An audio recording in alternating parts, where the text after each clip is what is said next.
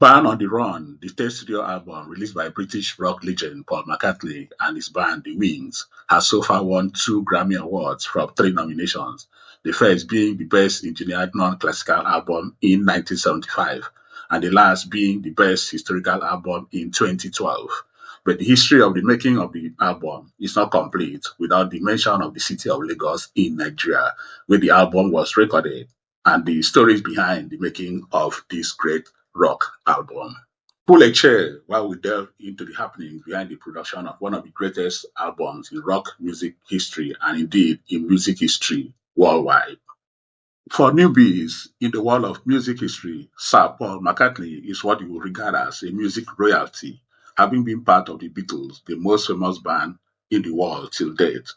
The Beatles were made up of John Lennon, Paul McCartney, George Harrison, and Ringo Starr. The band was formed in 1960 and they reigned supreme throughout the 60s before they got disbanded in 1970s, stopping the charts worldwide and becoming very famous across the world. Until then, they are still very famous and very important in the history of music and in rock music in particular. After the Beatles disbanded, Paul McCartney went on to form another band which he called the Wings. The Wings were made up of Paul McCartney himself, his American wife Linda McCartney, Denny Siewell on the drums, Henry McCollough, the lead guitarist, and Denny Lane, another guitarist of the band. The band went on to record and release two albums which were uninspiring and met with mixed reaction, which did not match up to the status of Sir Paul McCartney as an ex-Beatle and an ex-Fabulous Four, as the Beatles were known as. This prompted the band to retreat to Sir Paul McCartney's Scottish farm on the prompting of his wife, Linda McCartney.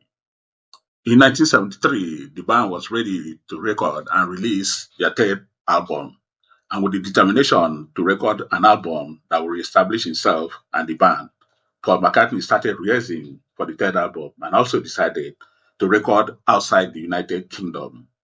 McCartney requested for a list of EMI facilities around the world, and he selected Lagos in Nigeria ahead of other locations such as Rio de Janeiro in Brazil and China. He was largely attracted to the idea of recording in Africa. EMI had a lot of studios.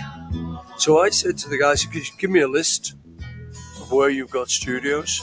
And I looked down, this list was very exciting. It was like Rio de Janeiro, China was a possibility. And then I saw they had one in Lagos. So I thought, oh, Lagos, man, Africa. I loved African music.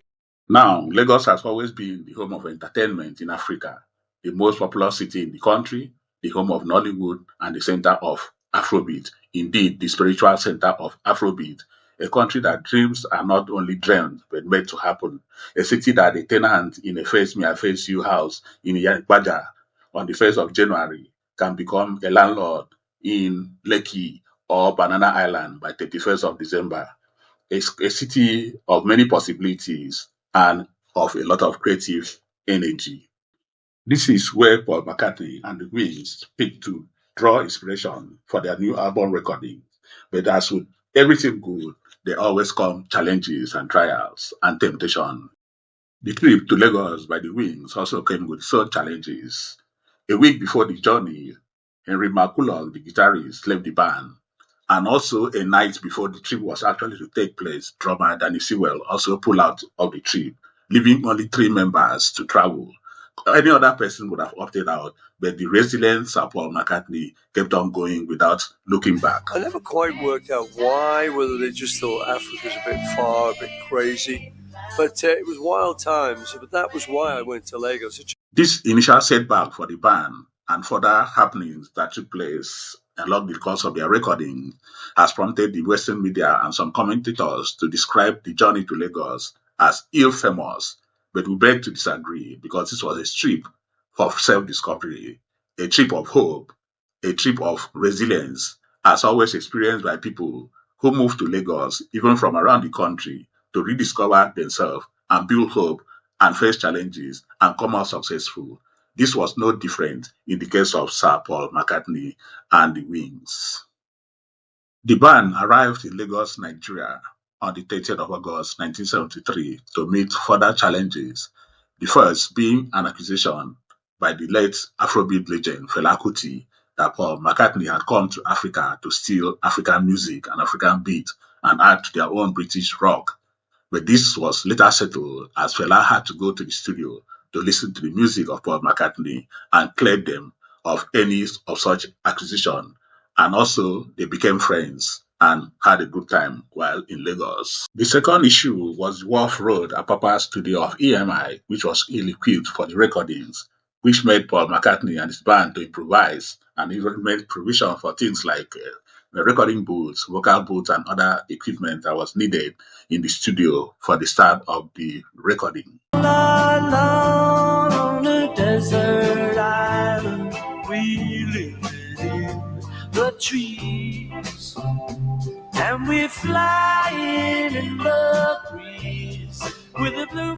By the way, Sir Paul McCartney and the Wings rented apartments in Ikeja, Lagos, where they live while making daily trips to the EMI studios in Wharf Road, Apapa, where the studio was located before they eventually moved to Ikeja. The third incident that made the press and some commentators to take the Lagos trip as being ill famous was Sir Paul McCartney and the wife being dispossessed of their belongings by area boys or street urchins during a night stroll. So Linda and I walking along this dark street from some mate's house that we were back to our place, which is probably about 2 miles away. The truth is, every city has its street code. And in Lagos, you have to shine your eyes always. Otherwise, if you do anyhow, you'll see anyhow. They needed to take the precaution of not walking the streets alone at night, especially as foreigners as they were, even though we regard them as Lagosians, having paid rent and live in Lagos for a period. You need to take precaution while walking the street. Otherwise, you'll be visited and some of your belongings may be obtained from you. And indeed, the studio hands later confirmed to them that they were lucky because if they were locals, it could have been worse. Some of the valuables taken from Sir Paul McCartney and his wife were the tapes of the recordings from the album Band on the Run. But then, as a resident guy, as a Lagosian, he showed the spirit of a Lagosian by re-recording these same songs because he had the materials already. And this goes to prove that the environment came to affect what they are able to do. And this is the spirit of Lagos behind the album Band on the Run. During one of the recording sessions, Sir Paul McCartney passed out and collapsed, and the doctors later diagnosed it as bronchospasm caused by too much smoking of African weed. This did not come as a surprise because Fela Kuti and Paul McCartney had become great friends after their initial disagreement, and this friendship was facilitated more with the presence of Ginger Baker, another British musician who had been in Nigeria way back before Paul McCartney visited. He had even set up a studio, the ARC studio in Ikeja, which Paul McCartney used to record one of the songs on the Band on the Run album. Fela has great hospitality, we all know. Ginger Baker released it, Paul McCartney used it, and Shabba Ram can testify to it in later years. With the circumstances that the band faced, Sir Paul McCartney had to improvise a lot along with the other members of the band. He took up more of drumming duties, and Linda also took up vocals and keyboard duties in the recording.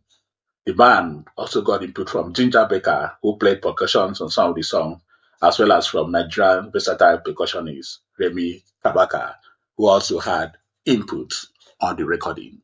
After living and recording for about 2 months in Lagos, Nigeria, the band left for London, United Kingdom, for the final mixing of the album and other inputs to the songs and the final release of the album. The album has gone off to top charts, and some of the songs also topped the single charts across the world, making it one of the most successful rock albums of all time, which has been inducted into top 100 rock albums in the United Kingdom.